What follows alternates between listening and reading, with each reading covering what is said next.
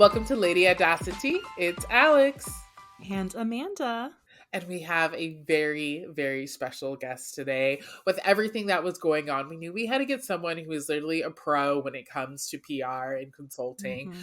We're so excited to have Meghan Ely on, who just told us the most fun fact about her royal watching career that I feel like it just is a really good get to know you moment. Can you please tell us about your 8 seconds of ultimate royal fame? Sure. So 8 seconds in 2011. I'm a publicist, and I was in my early career as a small business owner. And what started with a fruitcake of that, for you all, of course, I'm talking to like the choir, who knows, fruitcakes, traditional ones, can last really long time. So my friend who's a British baker baked it about a week early for the royal wedding. And so I'm taking photos and I'm sharing it on Twitter, as one does back in the Stone Ages. And this is pre-TikTok. And Huffington Post picked it up immediately. It was like, can we have a call with you? And then I thought, this is like the culmination of my career. But wait, and just a very brief time later, Good Morning America called my cell phone and said, you're hosting a viewing party. I'm like thinking, yes, like in my tiny living room. And they said, we want to bring cameras in and film the whole thing. So my viewing party was on Good Morning America all those years ago. That is the ultimate. Okay. I'm sad because I've only done royal watching weddings pretty much by myself. I am always so jealous of these viewing parties. Well, the secret is this: when you have cameras, tell your friends come at 5, and then you write them like maybe a day in advance, and you said, Good Morning America says you have to be there at 3:30. 100% of them came at 3:30, like fully dressed, oh my gosh, ready. Yes, as they should. You said you did not let me down. No.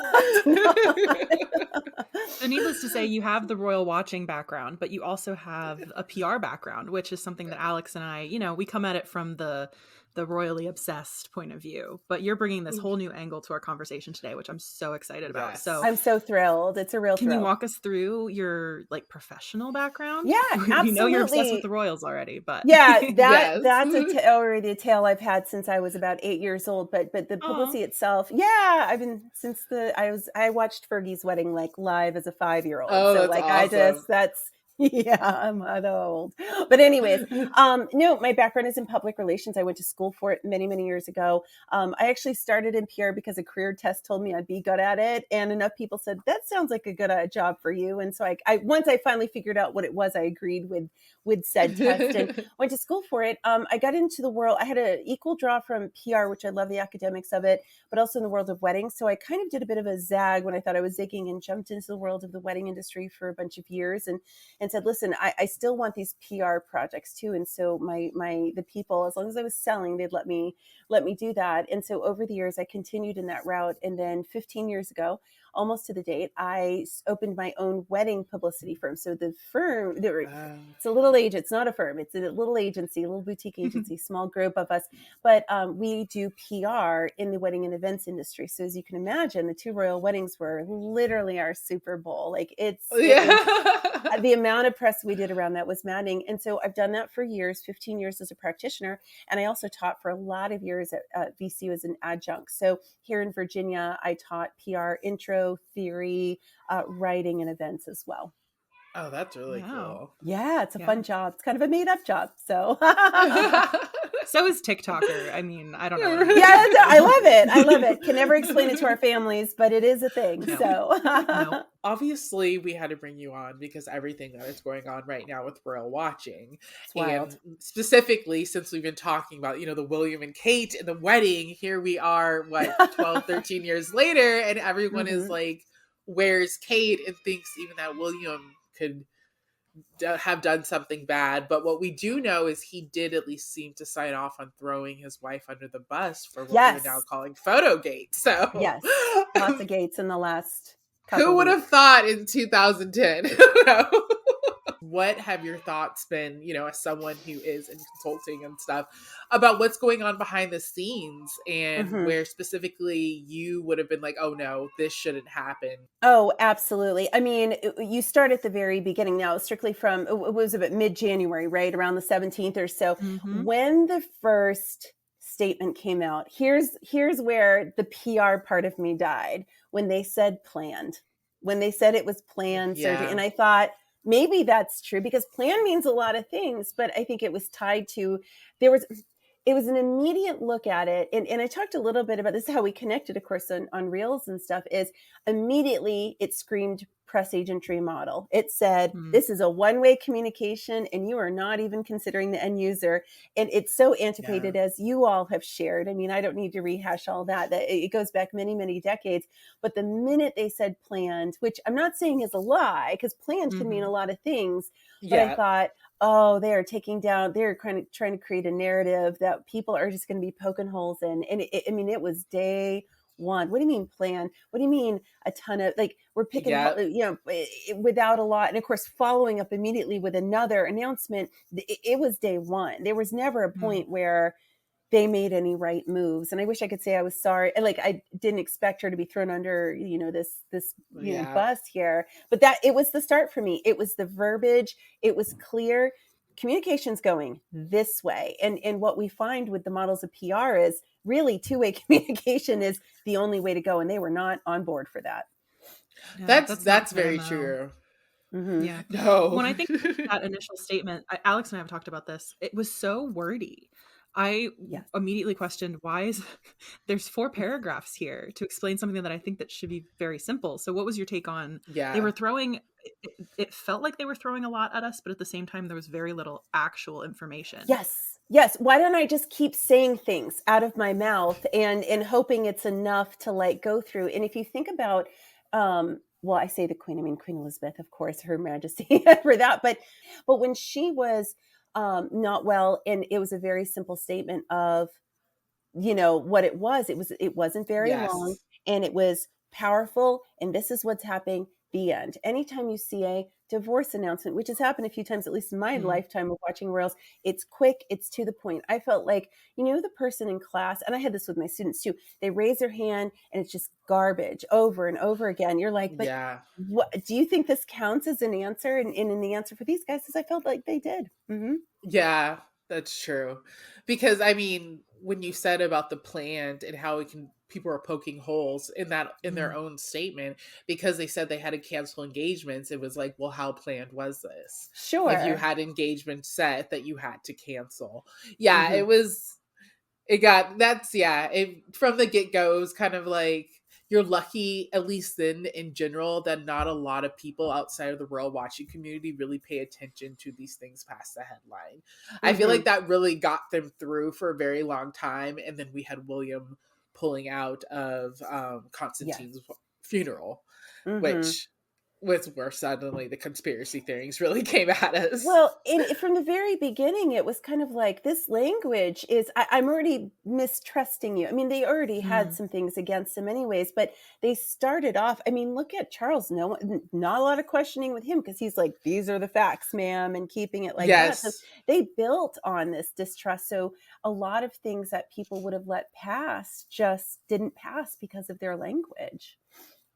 And I mean, that's something too I wanted to ask you about. Like, would you have been worried if you were on their team, say that like Charles is being way more open, even though he's still held quite a bit back? We don't know what type of cancer he has. We don't know how bad it is. There's a lot there, but he's done a lot of the sign of life moments and given enough drive-by paparazzi, drive-bys where the photographs are going to be. And then you had William and Kate, where it was just silence and nothing going on. 100%. Well, I would say you're looking at 2 incredibly different models. So if you had William and Kate doing what they were doing, and that's what everybody was doing, and certainly you all have shown over time. I mean, Amanda, I'm always watching all your TikToks about the line back in Meredith's TikTok too, about how it goes. This goes back so many years. Then maybe people would push a little bit less. But then you've got Charles, who, let's be honest, ever since Camilla, and he brought in new PR people back in the day, and he started going with a 2-way model, even if it's asynchramatic. Here, what it does is it finally says, well, look at what they're doing, and they're like, there's no excuse if you've got the king over here really taking in consideration how people are going to react to that. So I think it made it 10 times worse. I really did. Mm-hmm. Yeah, especially when you hear so much about how Prince William wants to push the monarchy into the future and modernize, but then the one actually taking the more modern approach with this communication is his father, is Charles. It's just it's a very interesting choice for them to have made, I think. Yes. And it speaks to what we keep talking about, is this hard line of privacy that they want for Kate, which the doubling down is what's gotten us into this mess. Do you think there's a road to, I mean, you called it a two-way channel of communication. Do you think there's a way they can bounce back and open that up again? Or are they just not interested? Well, the question is, are they interested? Right. Like, I mean, yes, there's opportunity there. I mean, if anyone can turn Camilla into the accepted Queen of England, anything can be done. I've reread that part of the book. Well, when he was Prince Charles, I've read that part so many times of the book of like all the things they did and the kiss on the steps and the things and all the charity and all. If they can do that rehabilitation, which is the rehabilitation of the century, then absolutely, because the biggest difference between that and Camilla is Kate is a sympathetic, generally well-loved character, you know, and I don't mean character, she's a human being, but yes, now William, it gets further and further away from me. But you know, as long as you've got Kate and her gorgeous hair and her cute kids, I mean, look at how much they bounce back from all of the stuff from Harry and Meghan, the book and but are they willing? You bring that up, Amanda. That's so true. Are they willing? And I mean, too. I feel like we've also seen just in the headlines recently little jabs at Harry and Meghan through their own briefing. So it's interesting how they're kind of leaning back on that. But something I think we're also seeing is we're starting to see Diana brought up a lot, especially in the last 3 days or so. Did you see that one coming? Because I will say I'm coming from the perspective that I do feel like part of the reason we're hearing about Diana is because of the PR of it all. It's to further sympathize with Kate. Because they want her to be a victim, even if maybe personally, I don't think she's a victim of bullying, at least in all of this. No, I mean, everybody, where is she? We love her. Exactly. It's hard. I don't know. I feel like Diana's always there. And I feel like the resurgence came with the crown. Like people, I've been a Diana since I was literally a kindergartner, but like everybody else is jumping on board. I feel like she's been at the periphery as of late anyways, because of the crown and the resurgence and the winning of the award, you know, I mean, you know, the actresses and all of this stuff as well. And so I don't know, like it's not a surprise. I mean, she is the number one of the media. I mean, she always has been there. I still refute. There's no one who's reached, and I could be wrong. Please fight back on this. I don't know if anyone's ever hit her level of stardom. I really don't like, and I'm not surprised they would pull her back in, you know? Yeah, especially because people are very sympathetic towards her. Oh, for sure. And they've called Kate one of the most photographed women in the world in this, you know, the past few weeks. And I'm like, I don't think so. I don't. You do not know. I think my collection of People magazines from the 80s and 90s would refute you on that. Like you couldn't bump into it. You know, it was everywhere. There's no level. There really isn't. Yeah. If Diana ever had to take 2 months off for surgery, I feel like every single person would have read that press where like we saw this issue with Kensington Palace is no one like really read the press statement that was released. People would have been breaking their ankles to run to the hospital to have like visuals. Like that was the level of her adoration. She would have had a crowd outside the hospital. Okay. Yeah, like we're all going to take 24 hours and just rotate and all this. Like it just would have been a different level, you know? Yeah. And the difference I see with Kate too is the media blackout. The press has been so willing to fall in line and not poke holes, not ask questions, not push back. I don't know if we would have gotten that with Diana. Maybe the Royal Rota, if it existed in the same way that it does now. But that Royal Rota was created as a result of the media scrutiny that Diana faced in the first place. Oh, yeah. Do we think it's comparable? Is your take no, not remotely? Comparable in terms of comparing making sure I understand. Comparable of... I've heard a couple different framings of it, but even people have even put words in Prince William's mouth now saying that he thinks that Kate is facing some of what his mother faced in terms of the scrutiny and I don't know what the comparison's supposed to be really besides under a microscope. Well, you know what I mean? Maybe I'm going to go in a different direction for a second and say When you see Prince Harry, who has said that about Meghan, and I look at that and I'm like, Mm. I see it. I see it. Yeah. And Meghan, rightfully so, has garnered sympathy because of it. I mean, at what cost, of course, right? I mean, it was Yeah. awful the way she was treated. I can't help but think that they're taking a little bit of page saying, well, if we pull this angle a little bit, it worked for Harry. I don't know. I'm just guessing here, but it is a strategy. Although I felt like it came from Prince Harry's like heart. I'm not trying to turn him into, manipulator here. I feel like he really meant Yeah. that. But I can't help. Yeah, I don't think there's any comparison. Wait, now I'm interviewing you two. I'm curious if you think with her getting the privacy, it's because she's willing to fall in, like she'll fall in line and then there's such a reciprocity. But Diana was she was she knew media in a very good way, but she was kind of all Yeah. over the place too. Like she was kind of Yeah, that's I don't true. know the right word, but you don't know where she was going to go with things. But I feel like these guys are Yeah. more complacent. I don't know if you feel the same, but. Well, that's a good point because it's not like Diana wasn't in bed with some of the media. Like she had friends in the media. Oh, it's brilliant. She leaked, but the media would call her out. Like, can you imagine at the height of Diana, them saying, Diana be like, hey guys, I don't want you to post these paparazzi photos of me, and them listening? That never would have happened. Yeah. And so for Kate to be able to say, don't post these paparazzi photos of me, the first time I'm being seen in 2 months and the UK press listened is huge. And that really says a lot about their relationship, and it's just like Sure. Diana didn't have that and Meghan didn't have that. Like it means a lot when you have the press behind you in that way. 100%. I think that they're going to expect a lot. I'm sure they're going to call that favor in down the road though, right? Like, remember Well, when we yeah, did that? Quid pro quo. they mustered up a lot of goodwill though with Meghan and Harry. I just because that was such a turning point for them because Yes. they've been feeding them, hey, we're not going to work a lot because we have children narrative since like George was born. But the press would criticize them until Meghan came along, so there's something really changed then. I think there was briefing a lot at the time that's when William started to have meetings with like the big heads, that are part of all of these papers and meeting with the editors and so on. And I can't help but think a lot just also happened at that point that he really genuinely made relationships with these people. And I don't know, they're in it for the long haul. Well, There's always a Harry tidbit, Harry and Meghan tidbit to sell. 100%. Can you imagine? I mean, hopefully King Charles lives a long life. I mean, the man has been eating seeds his whole life. I hope that works for him. I genuinely mean that. And but at someday he will pass as Alda, and William could have a very long reign. And can you imagine if they have something worked out now, how much life will be so much easier on both sides for such a length of time potentially?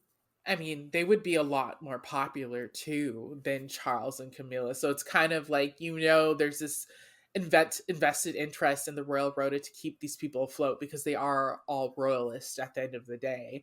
So it's like, and Kate and William and their children, monarchy is truly, I'm sure, the dream for them while they're still young and, good looking and everything. Like they genuinely, especially like even with their marriage, like I always said, like I'm sure it wasn't too hard for them to back off the affair rumors because William and Kate's marriage is a business. Like it's a very, very, very important to the monarchy. I can't see the royal rota really truly wanting to bring that marriage down and have people not like them, which is why we'll jump behind so much of the things that they put out.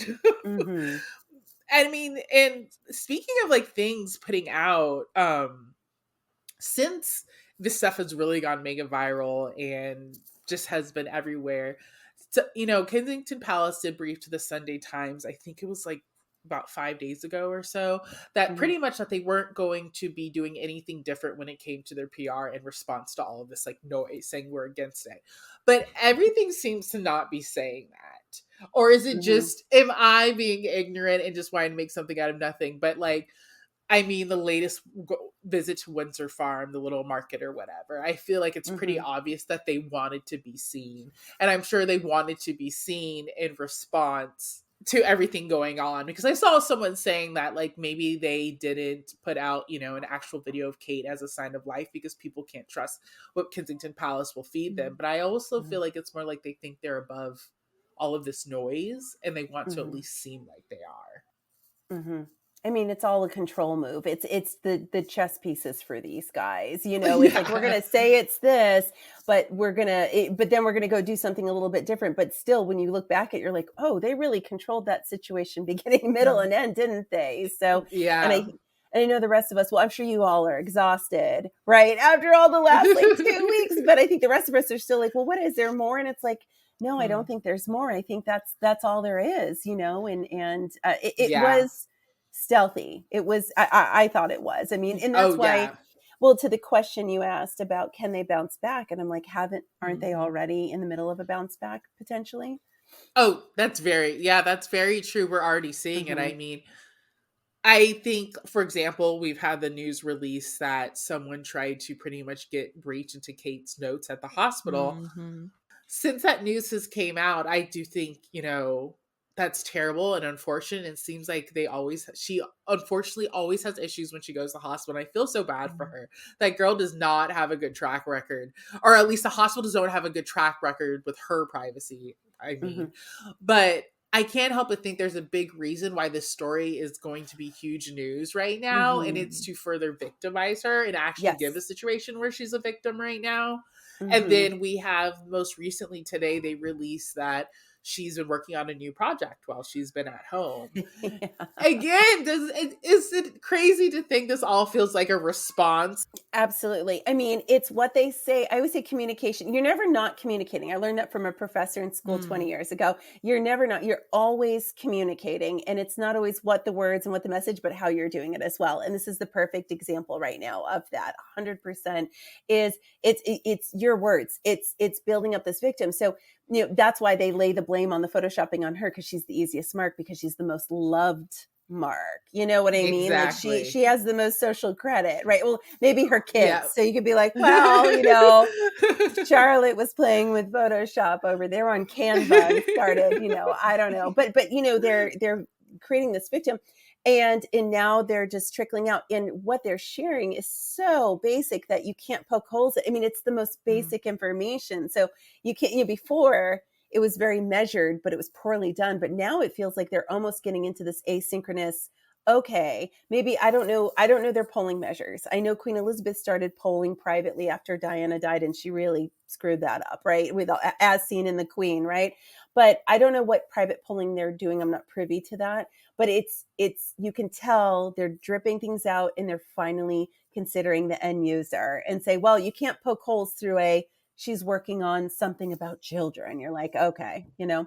It almost feels like we have like an on-ramp now to when she will be back out in public again, which they told us after Easter. We don't have a hard date, whether it's going to be Easter or if it still will be after, but it does feel like, you said, they've always been controlling the narrative, even when it's felt like the palace has kind of lost their grasp a little bit. But they are the ones holding all the cards here, and the cards are just, people want to know where Kate is. They're the only ones that have that information for us. So we're kind of like beholden to them. And there is this feeling that if the media in Britain does start to push back, if social media doesn't quiet down, there's this feeling that they're going to withhold almost. Is like the sense I've gotten.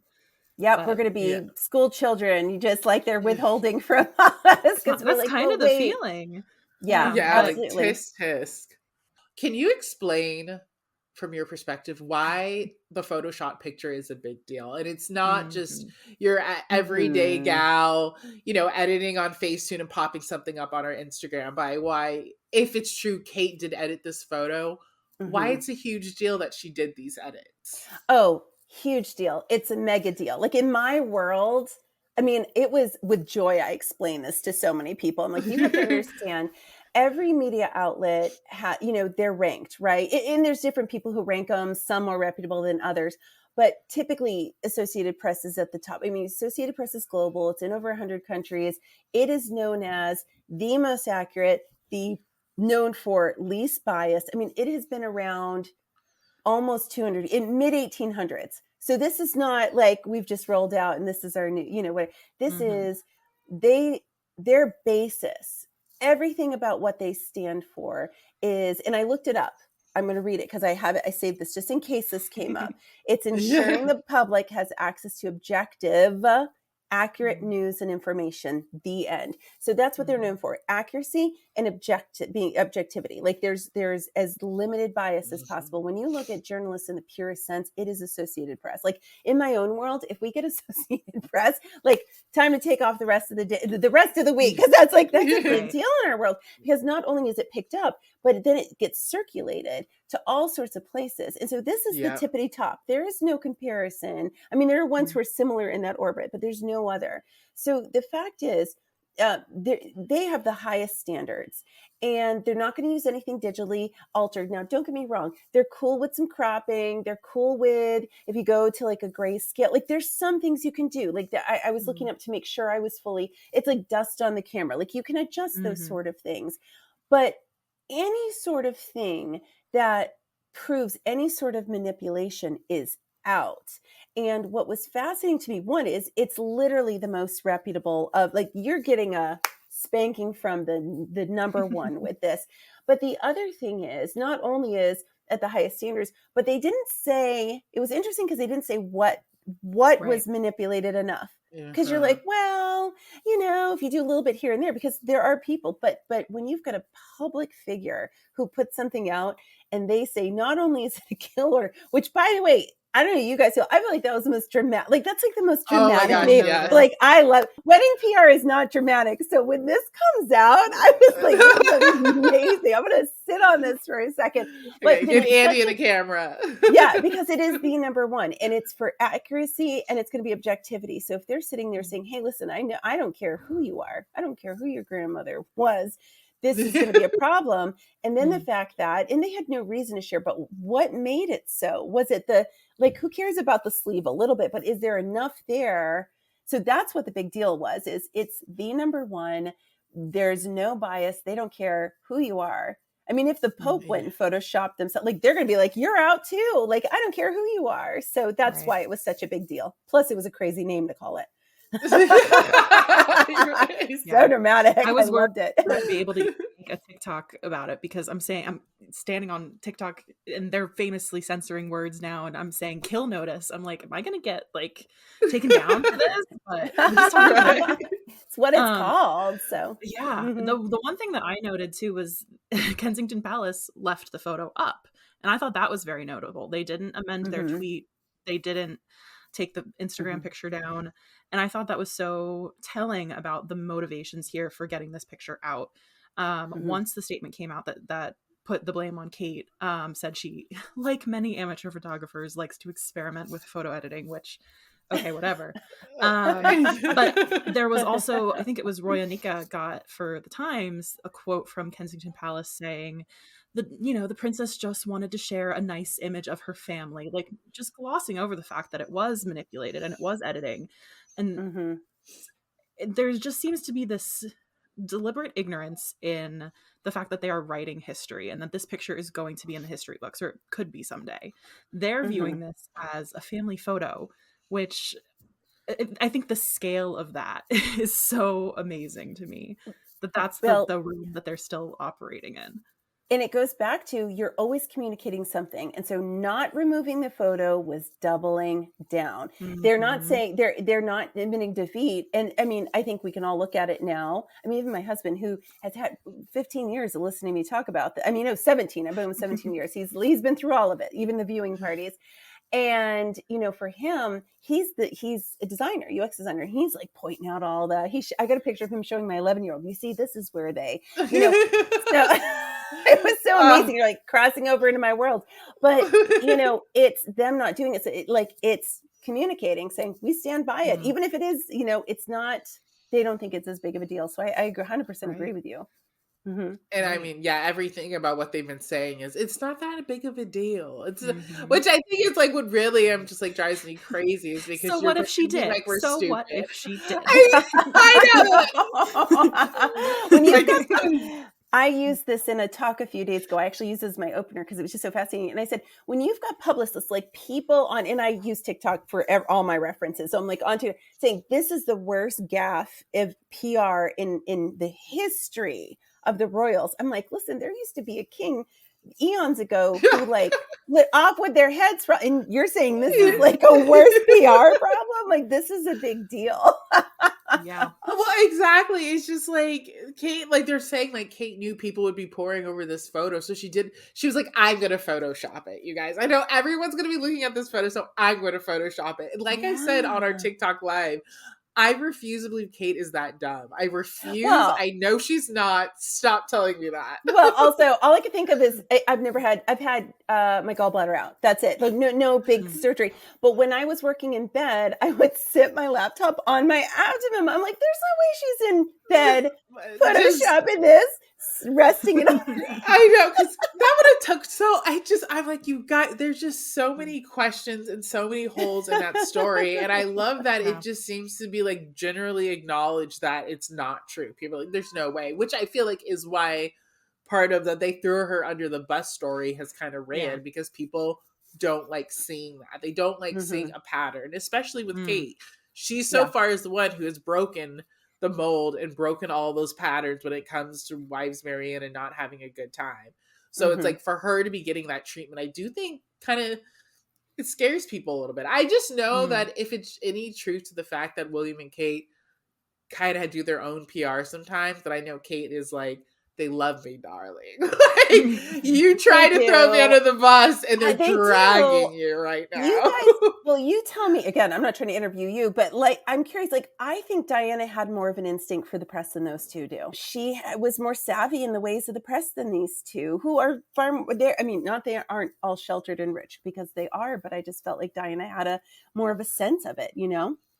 Yeah, definitely. I feel like if she was a man, she would have been unbelievably successful with the press.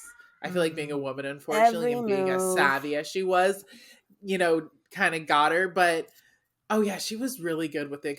And I think that's what's so funny, because obviously near the end it was really bad with the press, but like, she used to have a sweet ass deal with him. Okay. Yeah, she like did. A very good deal. And she was winning the PR war against Charles, which says a lot about how savvy she is, because he had the palace behind him. I mean, everyone always talks about the revenge dress, which I know is a thing, but the fact that she was like, hey, drop me off further back so I can really walk the walk. I was like, that is next level. Like, you can't learn that in college. So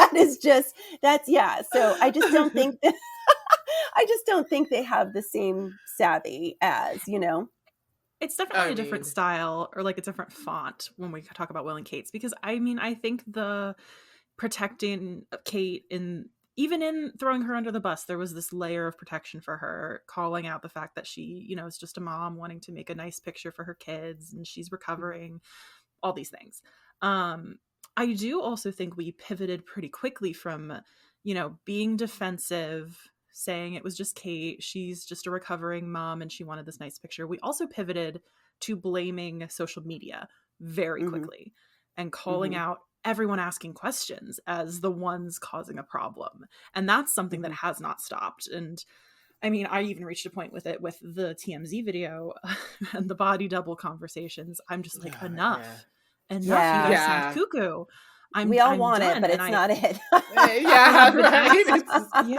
I've been asked since then by news outlets in Britain, like, don't you think you're feeding into this frenzy because you're a social media commentator? I'm like, not like that. That is another level. But I think they've pivoted hard to blaming social media, and I think that's where they're going to stay. Oh, yeah. I'm curious what you two think in terms of, like, I saw more of the medical stuff start to come out again, and the idea of a colostomy back. And then I'm starting to feel like the jerk for coming up with all these, ideas. Oh, like, I feel like that's starting to become January. Yeah, but I feel like I felt like there was a wave of it, though. I don't know if it hit me in the face again. No, because again, the Sunday Times article, a lot of it launches with that, because I feel like that's when they really were like, okay, we need to start briefing everywhere.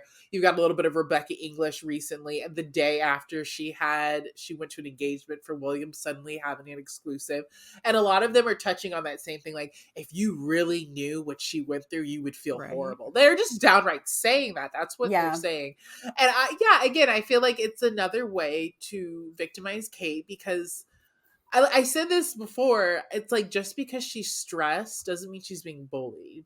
Just because someone is stressed doesn't mean they're being bullied, and that is the reason why they're stressed. So it's like, I understand Kate is probably stressed right now, and I feel bad that they decided to throw her under the bus, but like, let's pinpoint what a lot of that stress is coming from and not try to blame it on social media and people genuinely being concerned about her. I mean, this woman has been trending for the last week. This is the most she's trended since she's had Prince George, okay? Like, I'm sure there's a small part of her that is like, been that bitch, still that bitch. Okay? Like, they love me. And what's sad about the whole thing, I mean, there's a lot of things, but like, if they had just stuck with close to the truth, you know, or at least some of the truth, not even close to the truth. I'm going to retract that and say parts of the truth, like King Charles, who doesn't, like, can you imagine how this would look so different? I just can't even. Their media plan from the beginning, it would be such a different world right now. So why do you think we have departed so far from the truth? I mean, it seems like, not, I don't want to say a cover up, but it seems like we are deflecting to avoid the issue of what her health condition was and why the recovery was structured the way that it was. What do you make of that? Do you think that's palace strategy, or do you think that's like personal wishes from Will and Kate? I wonder if it's a mix. I mean, we'll never 100% know, right? We know that to the best of her ability, Kate Middleton is a very private person, to the best of her ability, right? From the stories we've heard and over the years and all of those things. So you can't help but think there are some wishes involved, because it's like, who's really running the show here, you know? And we know there's the comms off. Like, there's so many people involved. So their wishes had to be known. I think there's a part of them that literally just thought they could get away with it because, I mean, keep in mind, if Charles's announcement had come out first, I'm curious how this would have changed, right? Because before, and like I said, Charles has been, for the most part, ever since the Camilla early days of bringing her in, like, it's been a little more two-way, not always. But I also wonder if the thought was, well, not knowing with Charles and what they were going to do, is there's enough of historical evidence that they can get away with it. So why don't we do it? I don't know. I could be totally wrong on that, but I do think it's a bit of a hybrid there. Yes. Sure. No. And when Kate's surgery was announced, we didn't know then Charles hadn't been diagnosed with cancer yet. So yeah, I think you're right that there wasn't the sense of scale of it being, I mean, we've had some commentators calling it like a crisis for the monarchy. Was it Jobson that wrote that on like a front page? Calling into question the slimmed down monarchy as a result of this. Yeah, they wouldn't have known that when they made the first couple announcements about Kate. So I think it's fascinating that those offices, the question is, how much did the two comms offices talk about this? It does give me shades of, you know, Prince Harry and Meghan Markle making their announcement and being separate. You know, you get those shades of, oh, they aren't working in tandem together, because they are, you know, it's just fascinating to me. Yeah, it very much feels like they just every now kind of just touch, you know, on things very, very briefly, but yeah, that they're not actively working together. I mean, I feel like the most we probably saw them work together was Charles leaving the same day that Kate did. Obviously, you know, part of the reason was because testing for cancer, but I'm sure when he was leaving, it was probably when Kate was exiting at the same time he was leaving, because all eyes would be on him. I feel like that's the only sign of any sort of working together, but after that, just kind of like, okay, we're going to do our own thing. One job is Charles and one job is the next in line. It's William, you know? Yeah. Yeah. It's fascinating to me. So, I mean, I think we covered a lot on that subject. And I feel like before we let you go, we had to, you know, obviously ask like a Harry and Meghan question. And they have had such an interesting relationship with the media. And I have to ask you, is there any point for you with Harry and Meghan, you have looked at a decision their comms team made with them and been like, that was not the right choice? Man, that's hard.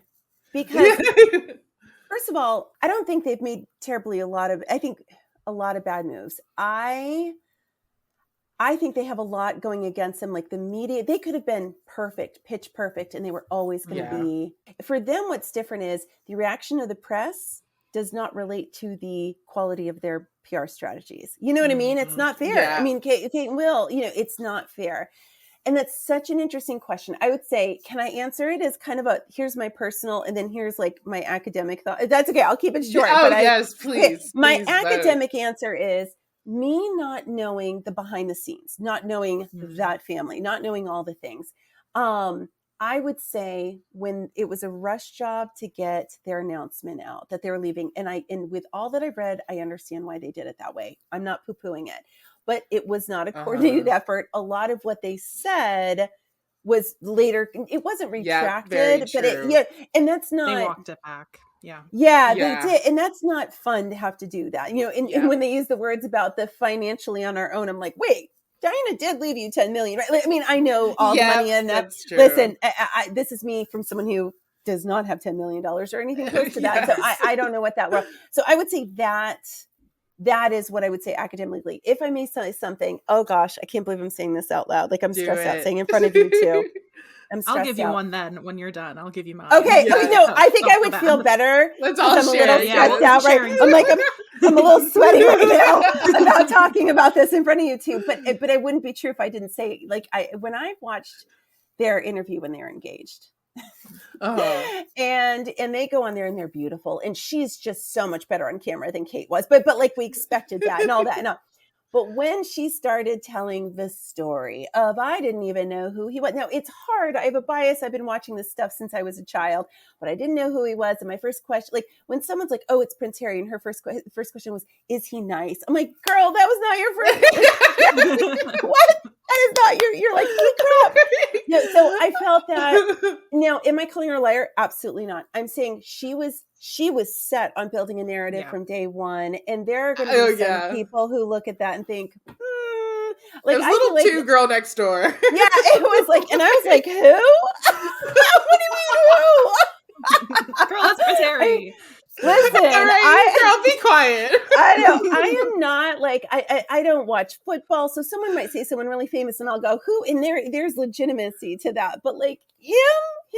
So I would say for me, that was always, as much as I will absolutely buy her jams and her coffees and all those things, because I think it's fascinating what she's doing now. Like I was like, here's my credit card.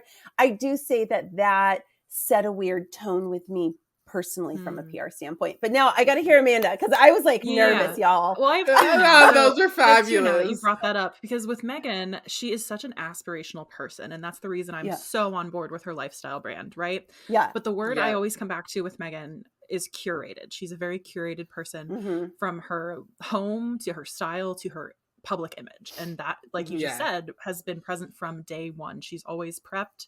It seems like she always has lines kind of in her head. She's an actress, like that's her craft. But, we've heard the story about her writing to this commercial. What was it? P&G? Oh my gosh, so many times now. She just brought it up again at South by Southwest. And I'm like, okay, girl, we got it. We got to move on. Yeah, you got it. You've done other things. Is there a media coaching approach where you get to that level of curation and then you can walk it back and like be more of a human? I don't know, but it's completely understandable given the scrutiny she's been under since meeting Prince Harry. But that's my one thing with her, just in general, that I can understand why people get some of the vibes that they get from her. Some people will call her fake, and I'm like, she's not fake. She's just got some walls up, and I think that's been clear from the beginning. Yeah.